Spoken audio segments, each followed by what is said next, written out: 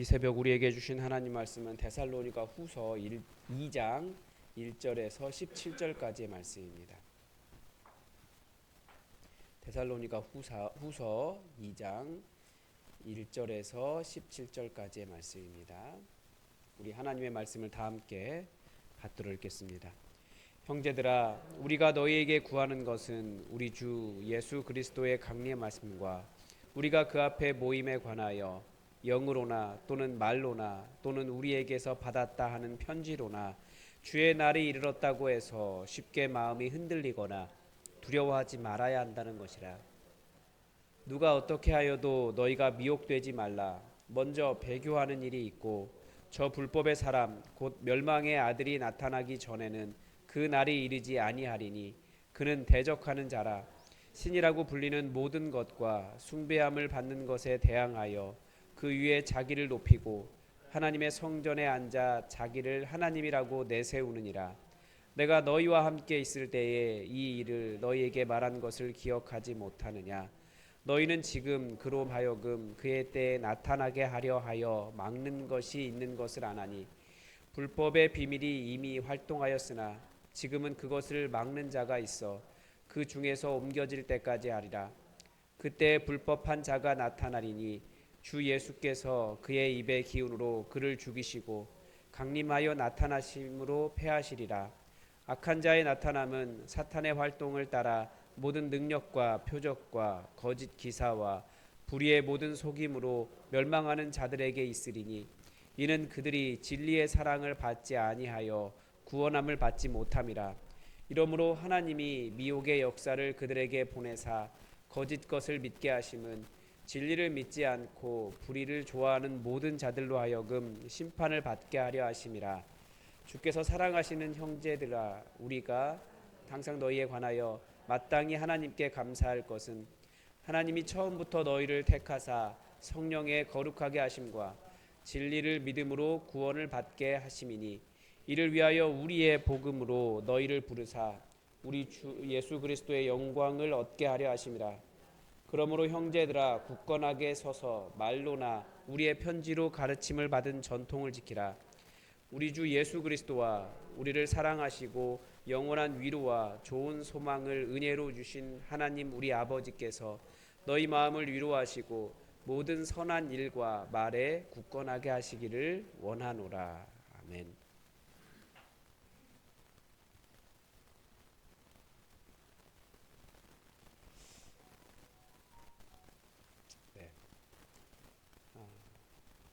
이단들이 사람의 심리를 지배하는 방법이 있죠. 사람은 듣는 것, 보는 것, 또 주변 사람들이 어떻게 말하는가 이런 것에 대해서 계속해서 흔들립니다. 그래서 이단들은 계속해서 듣는 것, 보여주는 것, 또 주변 사람들을 통해서 계속해서 공포를 보여주고 그 공포에 집중하게 합니다. 그러면 사람들은 두려워하죠.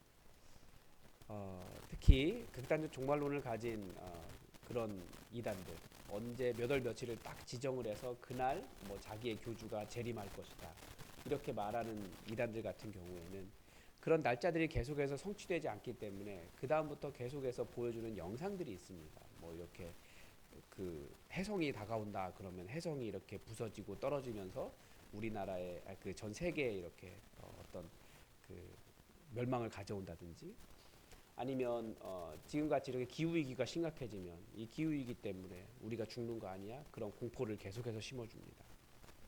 그래서 예전에 그 하나님의 교회라고 하는 안상홍 증인회 그 사람들도 그 한동안 설교를 못했다 그래요. 왜냐하면 자기들이 말한 날짜가 계속해서 미뤄졌거든요. 그게 2000년대 초반까지도 그랬습니다. 2000년대 중반이군요. 그때도 결국 설교를 못하니까 계속 그런 영상 있잖아요. 세계 멸망에 관한 영상. 이런 것들을 설교 시간에 계속해서 틀어줬다 그러더라고요. 그럼 못 떠나는 거예요. 두려워서 어떻게 될까 봐. 그러면서 소망의 근거를 변경합니다. 예수 그리스도가 아니라 이 성경에서 자기들이 끌어낸 거죠. 이런 것들을 지켜야지 구원받는다. 그래서 예수님에 대한 초점을 계속해서 흐리게 합니다. 이상한 것이 있으면 질문할 수 있어야 되는데 질문을 못하게 해요. 이단들은. 데살로니가 교회도 계속해서 종말론의 문제가 있었는데 오늘은 이 종말론이 약간 좀 다른 형태로 나타납니다. 그 종말론이 뭐냐? 그 종말론이 좀 다른 형태가 뭐냐면 2절 중반에 보면 영으로나 또는 말로나 또는 우리에게서 받았다라고 하는 편지로나 주의 날이 이르렀다고 해서 쉽게 마음이 흔들리거나 두려워하지 말아야 한다는 것입니다. 이렇게 시작을 합니다. 그러니까 주의 날이 이미 이르렀다. 끝났다. 너희들은 구원받지 못한 자다. 이런 식의 종말론도 있었다라는 거예요.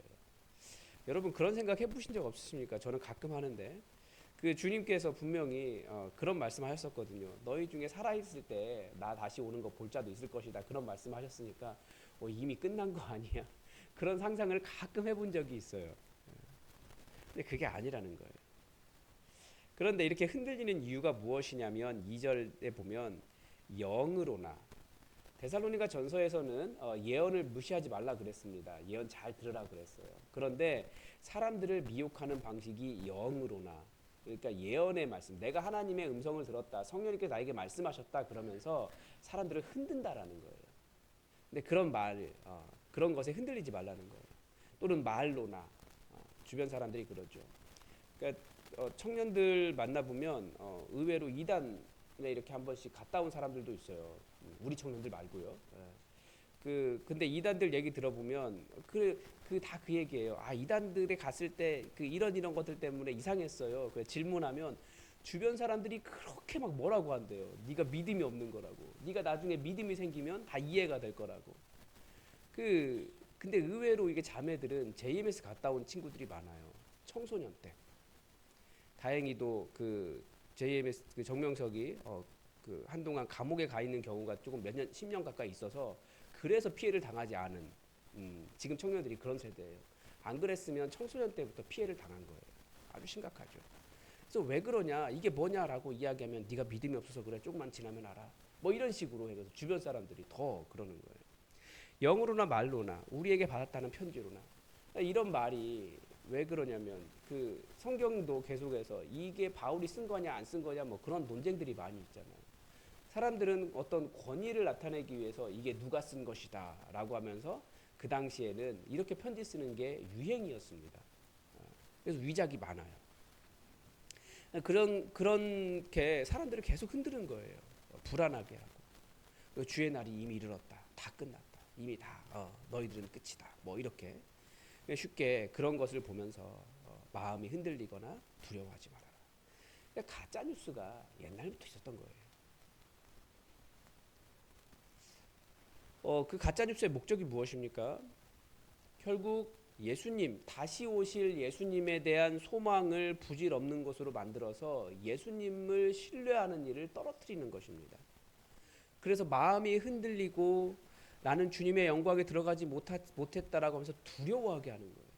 그러니까 사탄이 우리에게 주려고 하는 것이 무엇인 줄 알 수 있습니다. 사탄은 우리에게 불안과 두려움을 주려는 것입니다.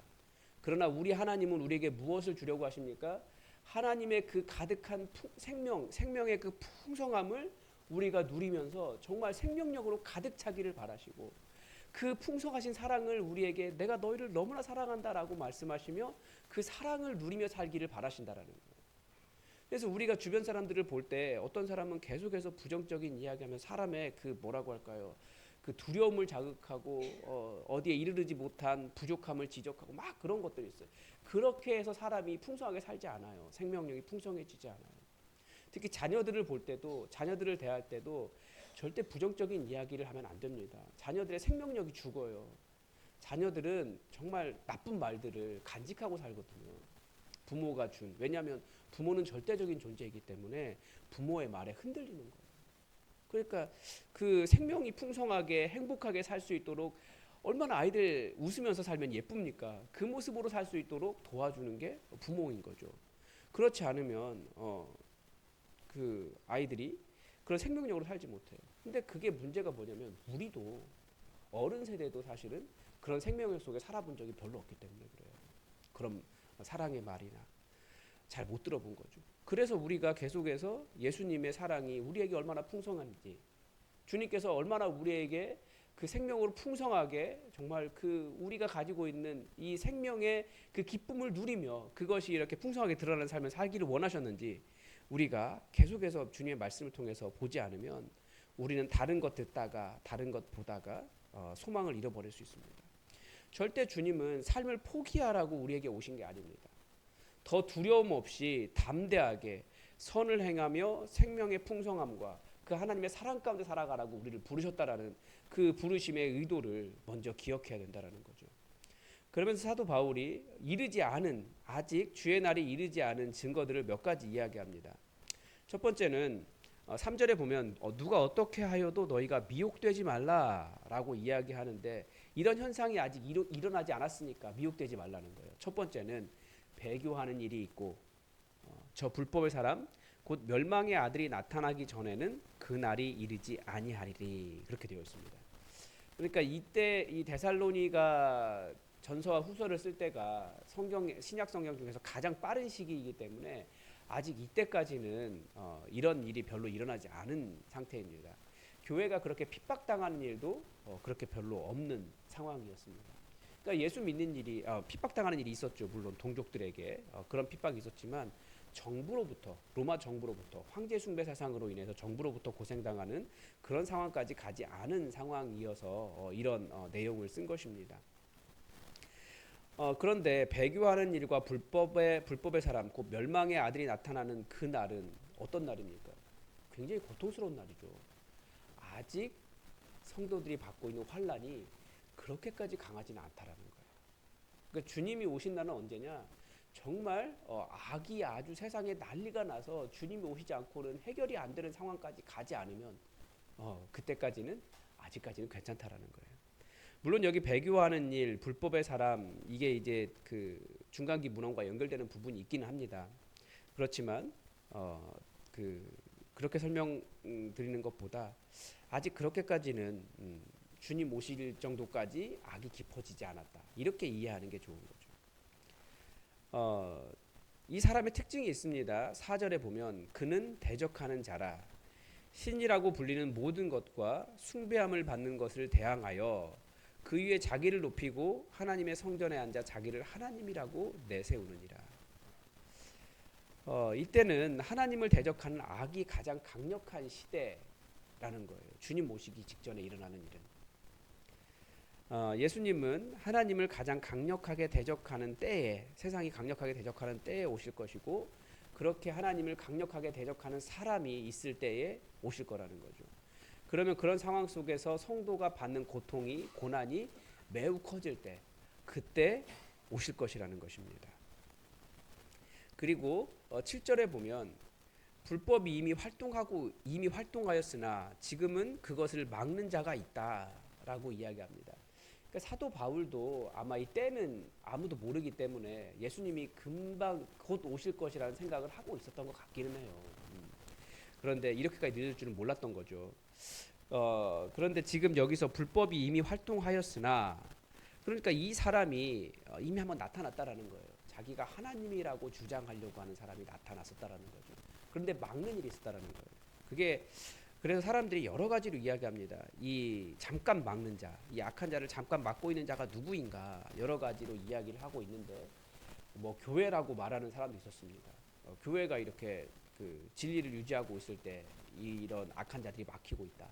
어느 정도까지 말이 되지만 교회는 영원히 있을 존재이기 때문에 잠깐 막는 존재가 아니거든요. 그러니까 이게 교회가 아니라는 거예요. 그래서 이제 잠깐 있으면서 어떤 황제 숭배 세상을 막고 있는 대상은 여전히 그 로마 정부, 그때까지만 해도 이제 그렇게 주로 해석을 합니다. 중성이기 때문에 그러기도 하고요. 일시적인 존재니까.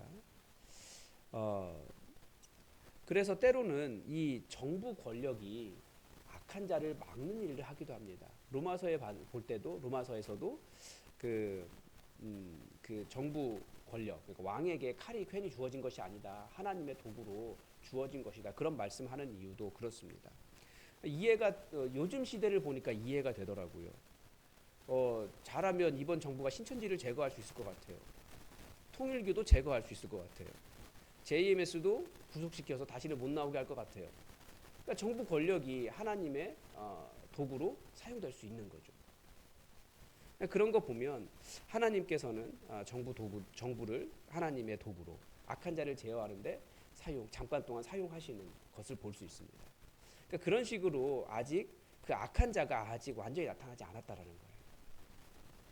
그래도 어느 정도까지는 사람들이 말이 통하고 법이 세워지고, 왜냐하면 여기서 저 불법의 사람, 말이 불법의 사람, 멸망의 아들 되어 있는데 불법의 사람이 무슨 뜻입니까? 법이 없다는 뜻이잖아요. 그러니까 법으로 그들을 제어한다라는 그런 의미를 가지고 있습니다. 그리고 3절에 보면, 그런데 하나님께서, 우리의 질문은 그거죠. 아니 하나님, 그럼 미혹하는 자를 처음부터 주지 않으셨으면, 그러면 하나님 이런 극단적 종말론이나 교회 혼란이나 사상적인 혼란이 없지 않겠습니까? 우리 그렇게 질문할 것 같아요. 그런데 하나님께서 그들을 두셨다라는 거죠.